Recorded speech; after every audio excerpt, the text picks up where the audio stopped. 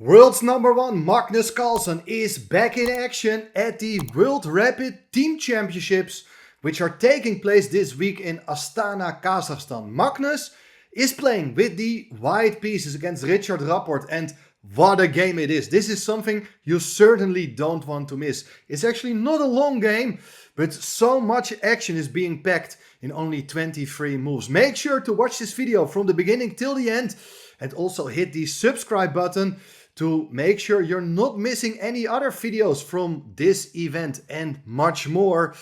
Let's have a look at this game. Magnus opens here with the move 1e4. Richard Rapport played the move c6, so we have a Carlsen d4, d5. And Magnus goes for a very solid system as he captures on d5. This is the exchange variation.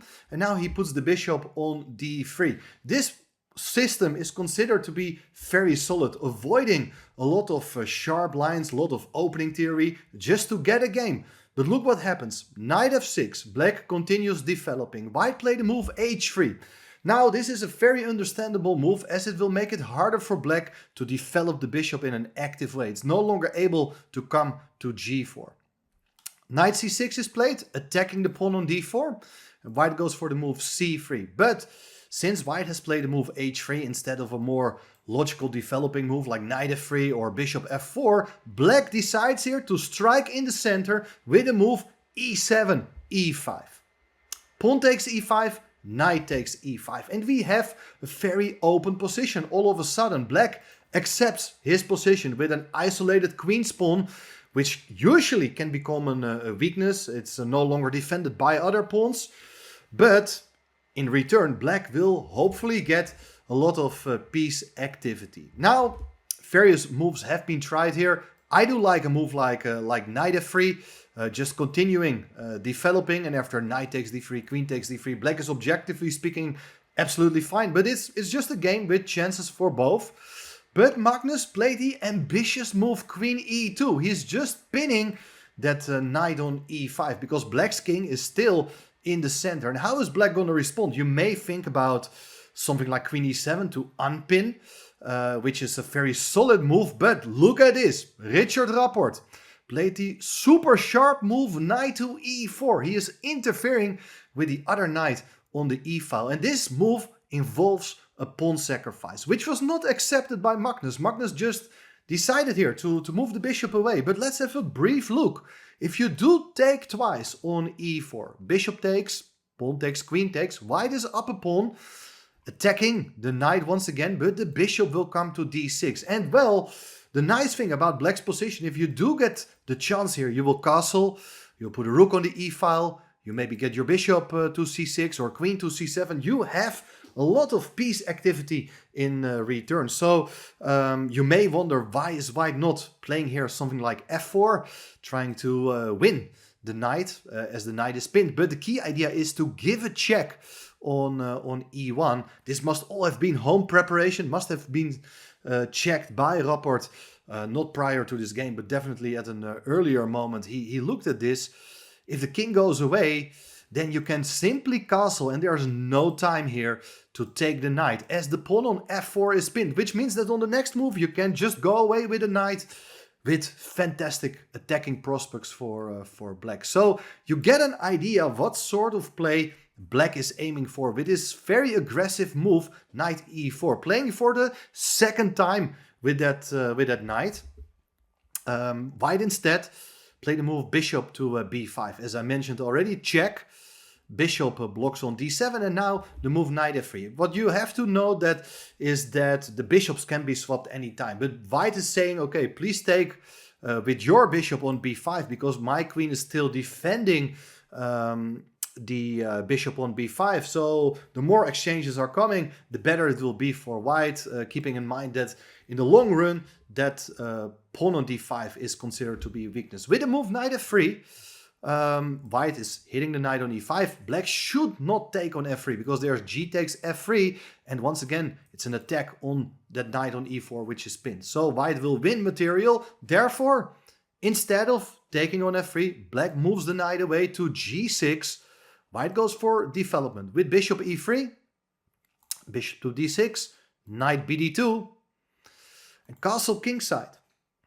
Now this is the moment that black may consider moving the bishop away because the king is no longer on e8. So white goes for the exchange of bishops, swaps on d7.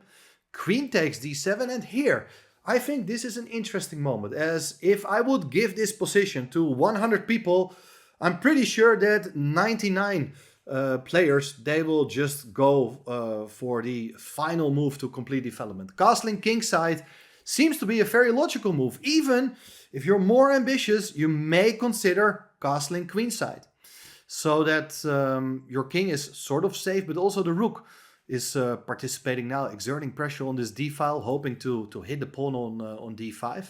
But Magnus is Magnus. He has his own ideas. He decides to put a rook on d1 without castling. So rook d1 right away, and his king is still in the center, and I think Magnus underestimates the potential problems of his position, as there is rook f e8. Even the other rook going to e8 is pretty interesting according to the machine.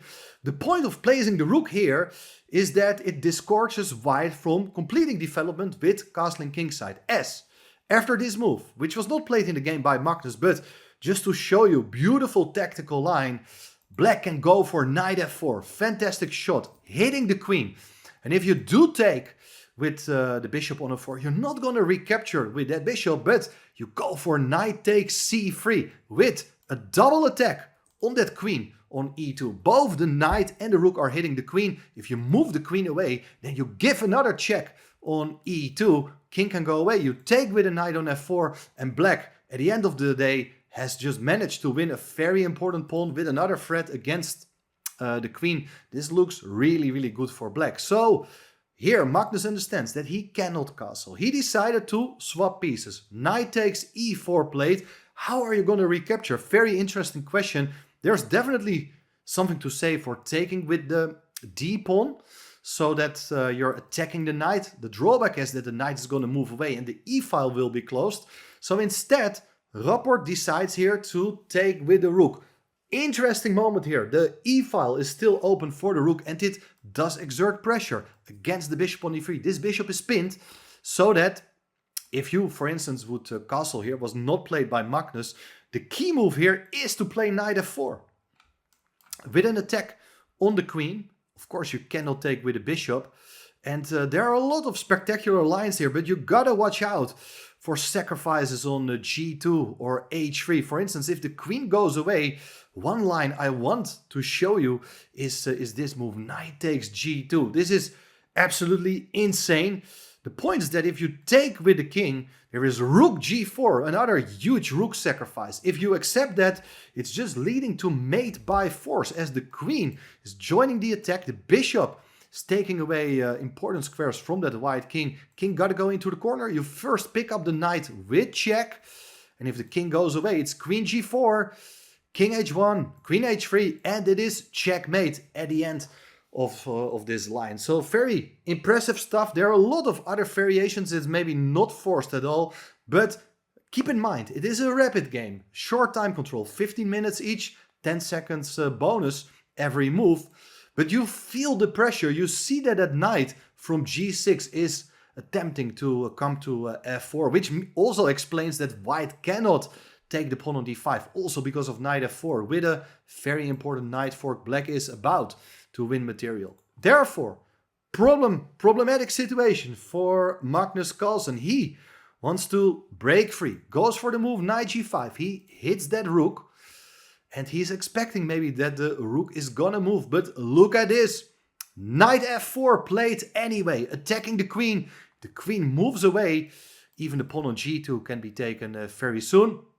So the queen goes to f3 to solve that both problems. Also, the pawn is defended now. But here, the key moment of the game. You may expect once again the rook going to move. But instead, Richard Rapport has different ideas in mind. He still spots that the king is on e1. And therefore play this brilliant move, queen to b5. Keeping that king in the center. With the main point being that if you take that rook, it's pawn takes e4, hitting the queen. And the queen doesn't have a good square to go to. If it takes the pawn, then all of a sudden it's checkmate on e2. The white king is just caught in the middle of the board. Beautiful checkmate. If the queen goes away to g4 to keep the e2 square under control, then you hit the queen one more time and white is unable to maintain control over the mating threat on e2. So, queen b5, brilliant move. None of black's pieces can be captured. Also the knight on f4, it's fantastically supported. So white cannot take either on e4 or f4. So white, Magnus Carlsen, played here the move g3, attacking the knight. And if the knight goes away, then the mating threat will be gone. So here you gotta come up with an alternative solution. But Rapport has calculated very well that he can play this move f6. He is ignoring white's ideas. Play this move f6 with the same idea. Once again, if you take on e4, it's d takes e4 and the queen is in trouble. Once again, you cannot take there because of mate. And, well, if queen goes to g4, it's the same idea again. You can just hit the queen on g4. The mating threat is there, so black is winning the queen. Therefore, after f6, Magnus played here the move pawn takes f4. He just eliminates that knight, and so does black. Pawn takes g5, but still, white cannot get his king out of the center. What should be done here? Well, Magnus had been counting here on just taking the pawn on g5, which is a very sharp position now. All of a sudden, looks as if the bishop on e3 holds the position together for white. There's no immediate way to break through, but it's black's turn, and black brings his remaining piece into the attack. Rook f8 with tempo, and I'm pretty sure that here, at this point, Magnus must have felt sort of comfortable in the sense that he had been counting here on moving the queen away, just going to e2. And then with the queen on e2, everything is protected. You're attacking the queen, so you're offering the exchange of queens. If it will become an endgame, white is out of the woods. He protects the pawn on b2. But I think Magnus realized in time that this move queen e2 is not possible because of a brilliant tactic. Rook takes e3. And of course the queen can't be taken because of the pin. If you take with the pawn on e3, it's bishop to g3 with check. Now the f-file is open. King gotta go away to d2. And here the simplest way of converting is rook f2, setting up a skewer on the second rank, which means that white is forced to give up the queen for the rook, but that leads to a position of queen and bishop versus two rooks, and that is of course easily winning for black. By the way, instead of taking with the pawn on e3, you may consider queen takes e3, but now the e-file is open. There's rook e8, and the same scenario will appear on the board. As with the move rook e8, you're setting up another skewer, and the queen defends the rook. After queen takes e8, it is once again queen and bishop versus two rooks. That is definitely going to be enough for black to win the game. So Magnus had to adjust his plans. He cannot drop back to e2. He played the move queen g2, still holding the position together. He's hoping black is somehow going to take on b2. But then finally you can get your king out of the center. It's still totally unclear, but white is back in the game. So don't be greedy as black. Don't take this pawn. Try to get the most out of your position. And what you really want to do is get access to that king on e1. And therefore the move rook f8 was played. This is fantastic idea because there are basically two plans. It's either to sack on e3, remove the bishop. And another plan is shown in the following line. Let's say if you try to support your bishop with queen to f3. So the queen is coming back, ready to come back to e2. Then black has this stunning idea of playing d4, attacking this bishop. And, main point of rook f8 is that also the rook on e8 supports the other rook. If you take at some point with a pawn, there's bishop to b4, and look at this line. These diagonals are fantastically controlled by the queen and bishop. This is game over. Therefore, white is still in huge trouble. Played here the move queen f1, so the queen is coming around and offers once again the exchange of queens. But here the main drawback is that black can simply capture on b2, and this time, since the white queen is on f1, the white king is unable to escape, not able to leave the center at all. Here white's position is completely collapsing. Rook d2 was played, but before Richard Rapport was allowed here to totally make the winning move here, totally destroy the white king, Magnus actually resigned because he noticed that black can just take on e3, and that's game over. If you take the rook, then it's rook takes e3 with check. Number of options. If king d1, it is queen b1 with a beautiful checkmate. All the squares are covered. If you go away with the king, it's just queen takes d2, and this is also going to be made very soon. The final option is to block with your rook, but then the bishop comes into g3 with check, and if king d1, queen b1 check, king has only one square, and then it's checkmate on d3. What an amazing game. So after rook d2, it's the final position of the game. Only 23 moves, as I said. Could Magnus have played better? In the final position, not anymore. I can show you one or two other ideas instead of rook d2. If he would have gone here for queen d3 to overprotect the bishop once again.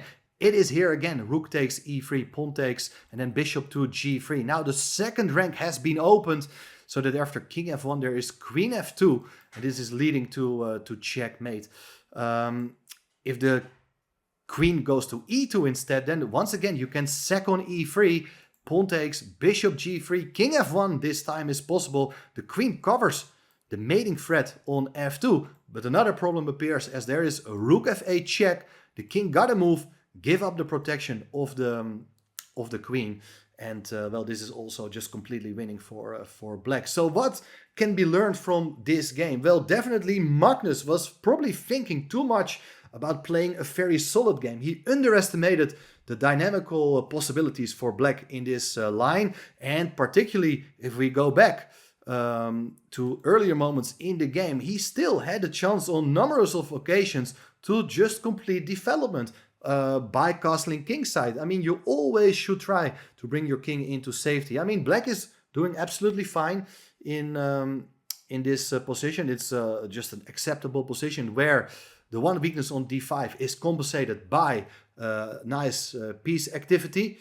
But yeah, white really made this game problematic for himself. So please let me know, what do you think of this game? When was the last time Magnus Carlsen just got crushed in only 23 moves in an over-the-board game? I mean, he may have lost a number of times in online chess in such a fast way, but in over-the-board games, I cannot recall such a defeat in only in less than 25 moves. So if somebody knows, please let me know. Maybe I will cover that game at some point also on the channel. But make sure to subscribe to the channel, turn on the notifications, and then very soon many more interesting games from this exciting event. So stay tuned.